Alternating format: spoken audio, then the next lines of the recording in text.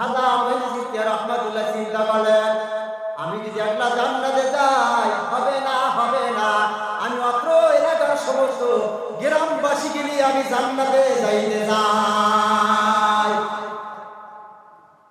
পাইছেন বুঝতে হবে। খাজা মঈন চিশতি রাহমাতুল্লাহ ঘুমায় নাই, প্রত্যেক ঘরে ঘরে যা বলছে যে আগামীকালে যে ফজর নামাজ জামাতের সাথে পড়তে পারবে সে জান্নাতে যাবে হুজুরের সাথে।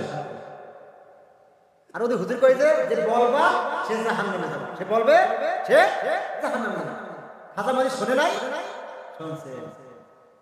আল্লাহ কি খেলা চিন্তা করে, নামাজ শেষে দেখতেছে মসজিদ ভরা লোক, আল্লাহু আকবার, মসজিদ ভরা লোক। ওসমান হারুনি বলতে যে কালকে এশারের সময়